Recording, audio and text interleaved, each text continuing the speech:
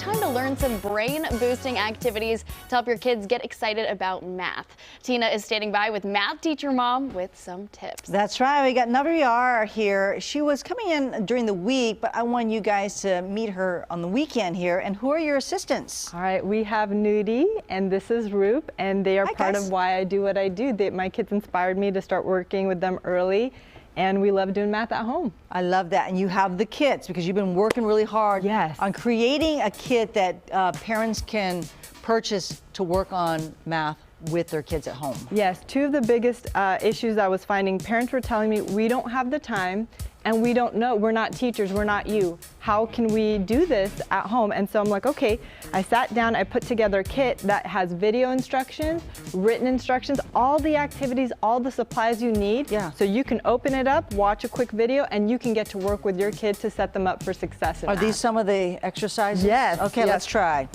For this first one, if your child is just learning how to count, we have dots in the 5 frames. Okay. So if they don't know how to count, they can put the counters directly onto the dots and practice their counting with a little bit of help. Okay. And when they're ready to transition to counting without the dots, we also have those 5 frames available. I see, I see. Are they counting out loud when they're doing that? They're counting out loud too, and they're also telling you what they see. So they're modeling 1, 2, 3, 4, 5, but they're also telling you, I see 5 red dots. Yes. And they're giving you some context. So they're demonstrating counting and modeling context for you. I see 5 red dots. Instead of just reciting numbers out loud, that doesn't really indicate that they know anything. The visual really helps. They understand it. Absolutely. Okay, what's next? Number tracing. Some of the trickiest numbers that kids struggle with are 0 and 3. So we've incorporated red and green dots. So Nudie's going to model for us how to make a 0. Okay. And kids green to red. Green means go, red means stop. Okay. Kids are exposed to that. And then if they don't want to finger trace, show them how we can do it with the blocks. They can even put blocks inside. If they're not ready to hold a pencil, if that's too hard for them, they can still practice number formation, putting blocks inside the numbers instead. Perfect. Yeah. Okay. And then what do we have right over here? So here we have a pom-pom matching activity, and if you can use this to fit the needs of your child. If your child wants a simpler activity, you can put the pom-poms in the middle of the squares or on the intersections for a more complex activity. Well, you sound just like your mom.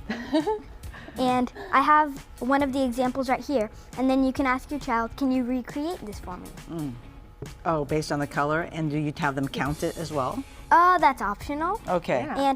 And if you want a challenge, you can then take away your model and say, can you build it off of memory? I see. So it's more of a spatial thing. Yeah, and it's just kids are struggling with focus, attention span right now. Yeah. So doing I like to call these brain boosts, you're working on those skills that will ultimately help them do better in math. So attention span, memory, focus.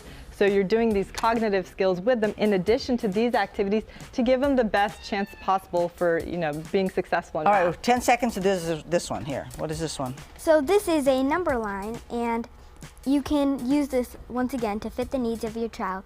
So you can ask them, for example, can you find me 7 on the number line? And then they can place a pom-pom on 7. What are you, in college? And then if you want to give them another challenge, you can say, find me 2 numbers that are less than 7. So they can do, for example, 5 and 1.